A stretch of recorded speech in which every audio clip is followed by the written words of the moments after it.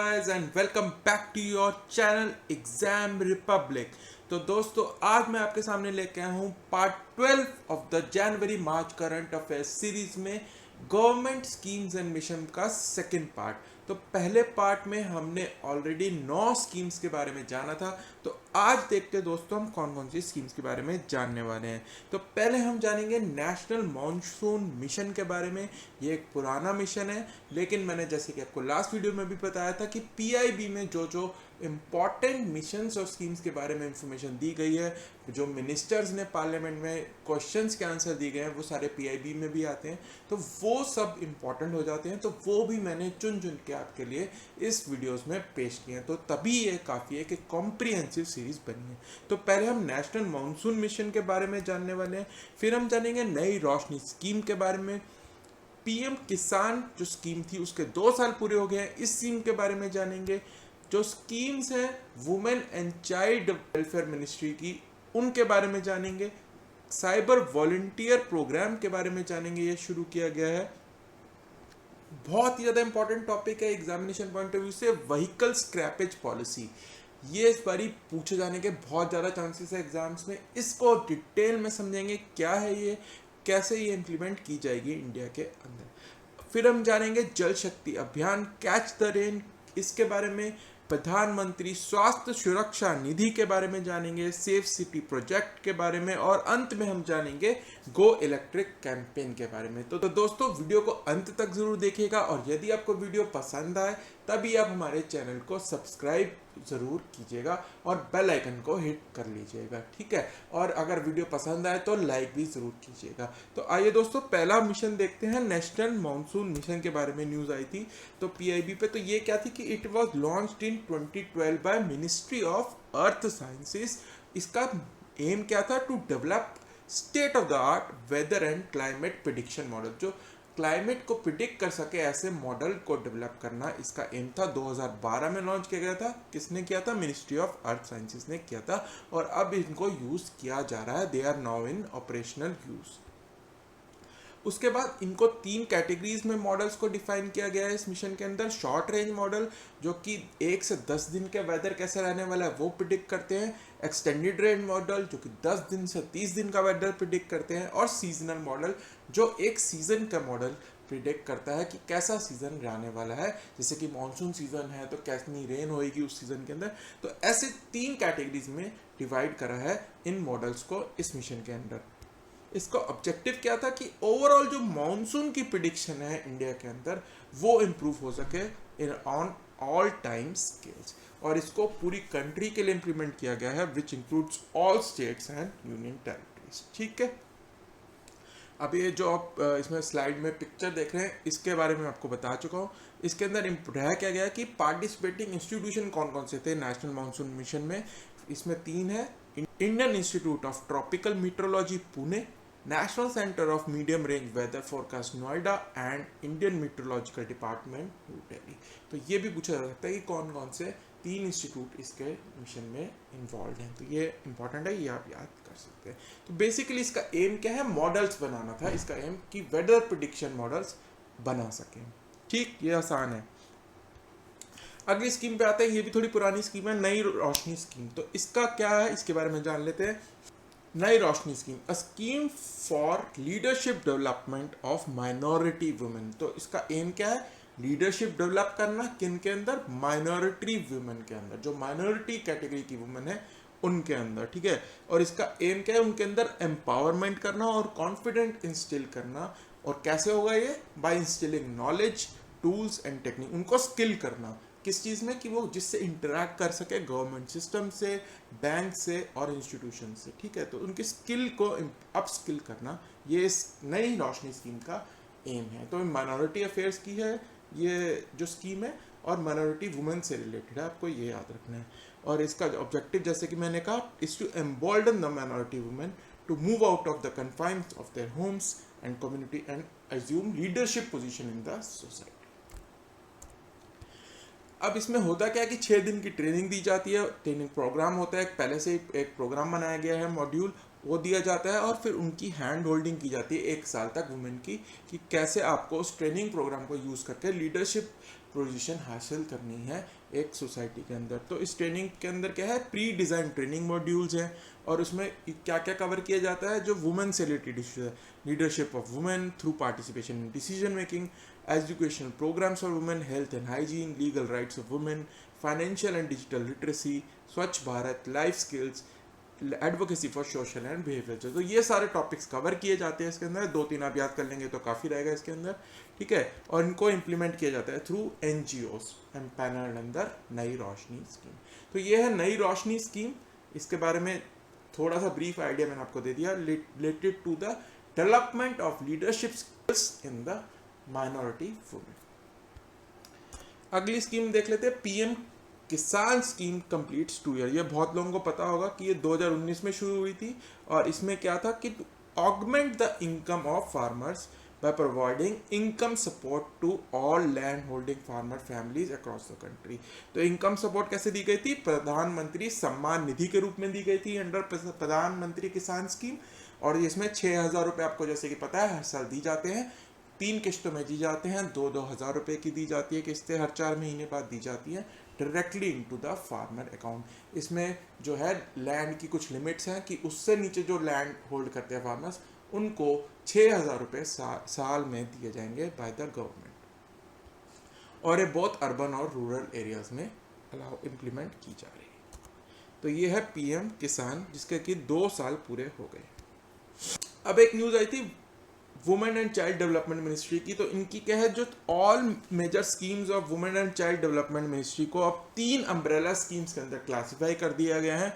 जितनी भी मिनिस्ट्री की स्कीम है अब 3 अम्ब्रेला स्कीम्स के अंदर क्लासिफाई कर दी गई है। कौन कौन सी है, मिशन पोषण 2.0, मिशन वत्सल्य, मिशन शक्ति फॉर इफेक्टिव इम्प्लीमेंटेशन। यानी इंटीग्रेशन कर दी गई है, जो रिलेटेड स्कीम्स है उनको एक स्कीम के अंदर इंटीग्रेट कर दिया गया है, जिससे कि वो अच्छे से इंप्लीमेंट हो सके। अब कैसे, फॉर एग्जांपल अगर वुमेन के हैं तो वुमेन जो है वो एक की एजेंट माना जाता है for transformational economic, environmental and social changes, ठीक है। तो इनके जो है, जो उनसे रिलेटेड, वुमेन से रिलेटेड जो भी स्कीम्स हैं उनको मॉडिफाई करके सबको एक स्कीम के नाम दे दिया है मिशन शक्ति। मैं आपको अगली स्लाइड में दिखाऊंगा कि कौन कौन सी स्कीम इसके अंदर मर्ज कर दी गई हैं। तो जो वुमेन से रिलेटेड स्कीम्स हैं सारी मिशन शक्ति के अंदर कर दी गई हैं इंटीग्रेट।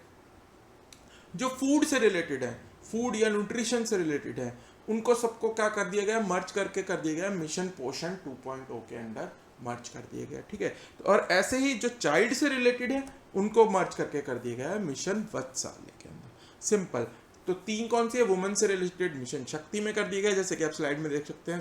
मिशन जो 3rd नंबर का है मिशन शक्ति, इसके अंदर कौन कौन सी आ गई हैं, वन स्टॉप सेंटर, महिला पुलिस वॉलंटियर, समर्थ्य, बेटी बढ़ाओ बेटी बचाओ, क्रच प्रधानमंत्री मातृ वंदना योजना, ये सारी मिशन शक्ति के अंदर कर दी गई हैं।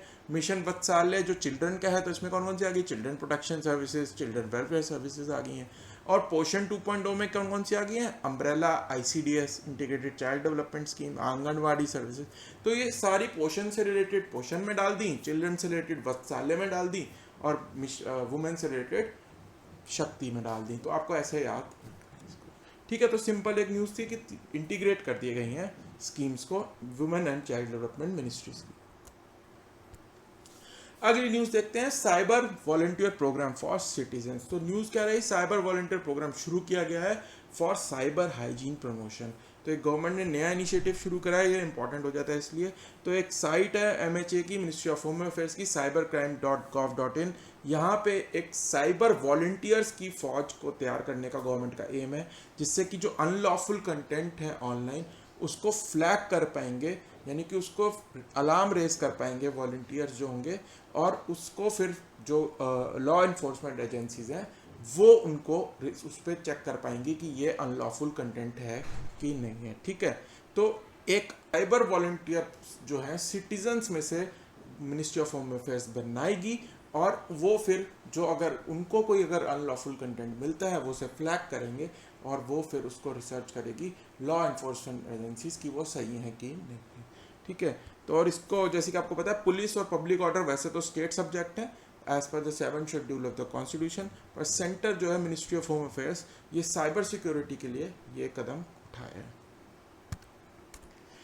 अब आपको पता ही होगा मिनिस्ट्री ऑफ होम अफेयर्स ने Indian cyber crime control coordination centre I4C New Delhi में इस्टेब्लिश किया था। किस लिए किया था? To provide a framework and an ecosystem for law enforcement agencies to deal with the cyber crimes in a coordinated and a comprehensive manner. अब क्या है कि स्टेट्स हैं, अलग अलग स्टेट्स की पुलिस अलग है, ठीक है, वो उनके अलग अलग हर स्टेट की गवर्नमेंट अलग है, तो पुलिस उनके अंडर है। तो क्या होता है कि क्राइम जो होता है वो स्टेट के बॉर्डर के, जो साइबर क्राइम है वो स्टेट बाउंड्रीज को नहीं मानता है कि आपने कोई फॉर एग्जांपल अगर कोई क्राइम साइबर क्राइम गाजियाबाद में हो रहा है और वो इफेक्ट कर रहा है दिल्ली के पीपल को, तो अब किस पुलिस को रिपोर्ट करोगे आप?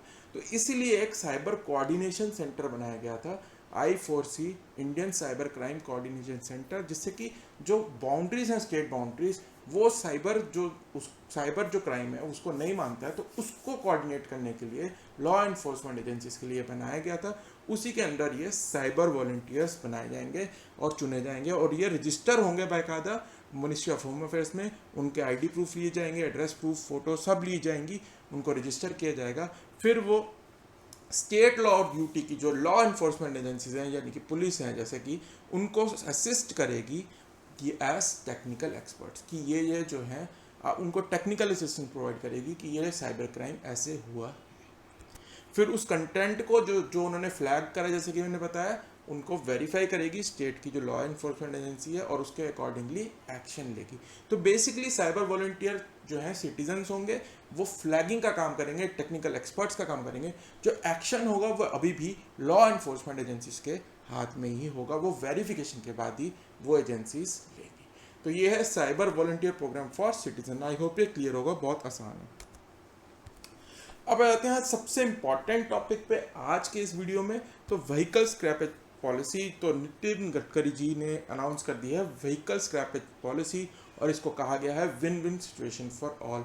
तो बजट में फाइनेंस मिनिस्टर जी ने अनाउंस किया था कि हम व्हीकल स्क्रैपेज पॉलिसी लाने वाले हैं इस साल में। तो ये उसी पॉलिसी का एक ड्राफ्ट लाया गया है और इन्होंने अनाउंस कर दिया नितिन गडकरी जी ने। इसका एम क्या है? Policy aims to keep the old polluting vehicles from plying on the road while promoting newer vehicles to boost the growth in the auto cycle। जो पुरानी गाड़ियां हैं वो रोड पे प्रदूषण करती हैं, वो ना रहे रोड पे, और जो नई टेक्नोलॉजी की गाड़ियां हैं वो आ जाए रोड पे, जिससे कि ऑटो सेक्टर को भी बूस्ट मिले। तो ये इसका बेसिक एम है। और इसमें क्या कहा गया है कि it will make all personal vehicles to undergo fitness test after 20 years and commercial vehicles would require to go a test after completion of 15 years।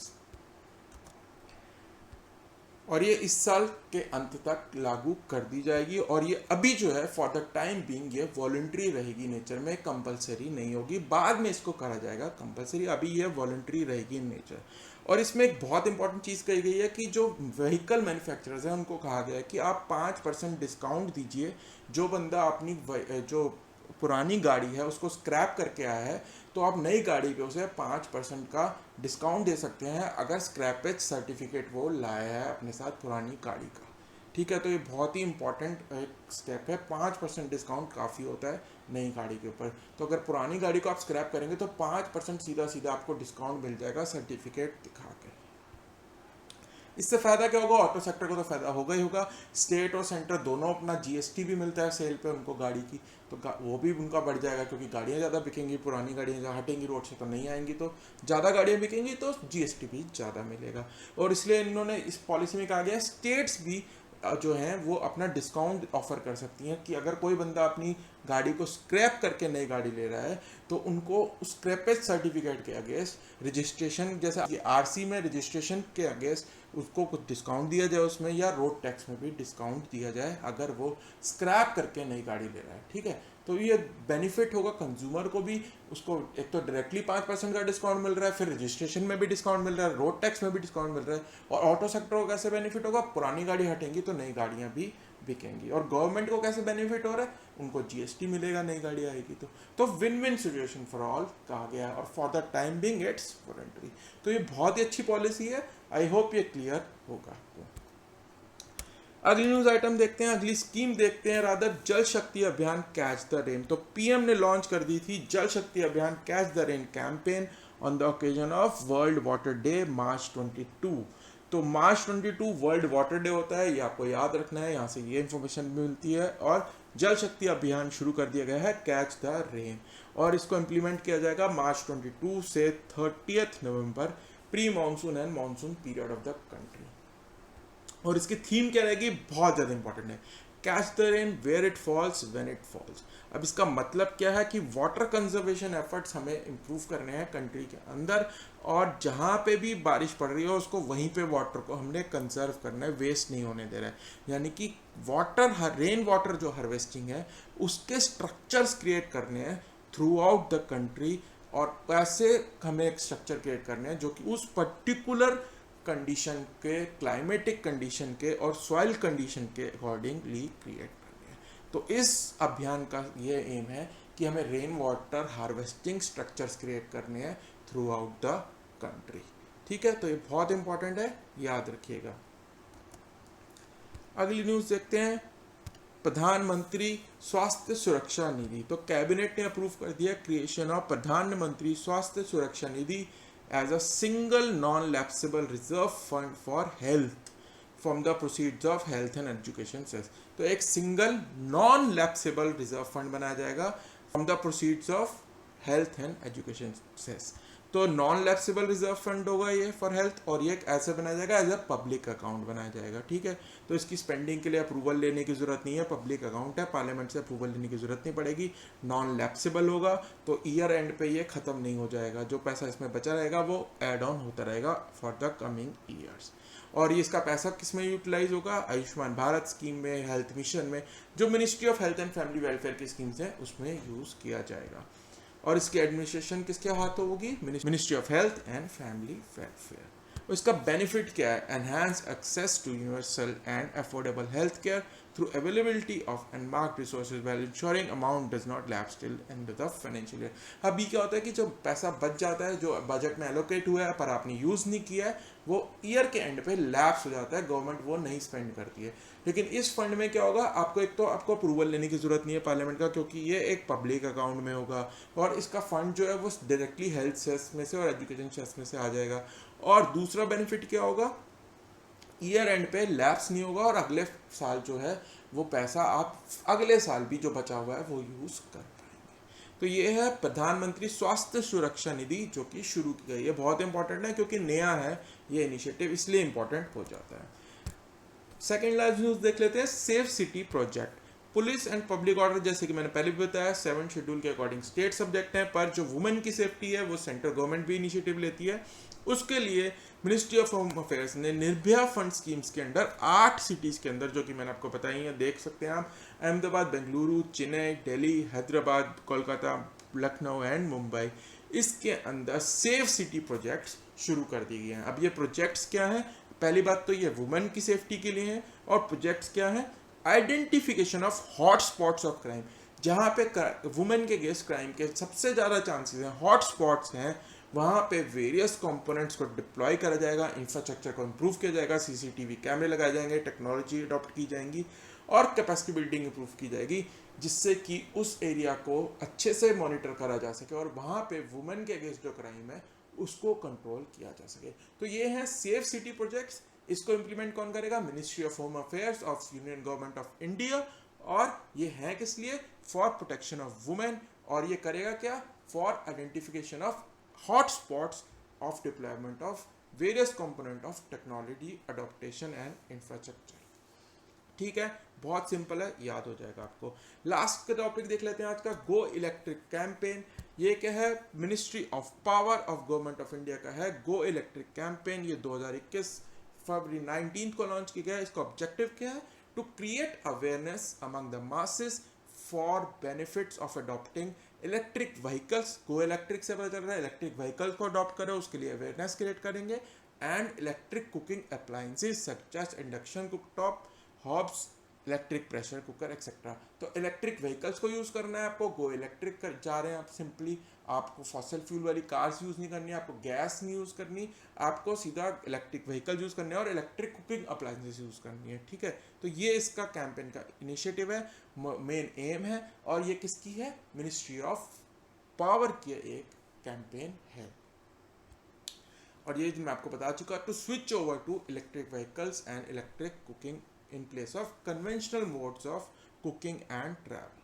ठीक, और इससे क्या होगा, it will help the country to achieve transition in energy as well as low carbon economic growth in future. तो future में हमें carbon neutral की तरफ जाना है, जो हमारे गोल्स हमने अपनी कमिटमेंट्स की हैं अंडर पेरिस क्लाइमेट अकॉर्ड, उनको अचीव करना है। तो ये उसके दिशा में एक कदम है जो मिनिस्ट्री ऑफ पावर ने उठाया है, गो इलेक्ट्रिक कैंपेन।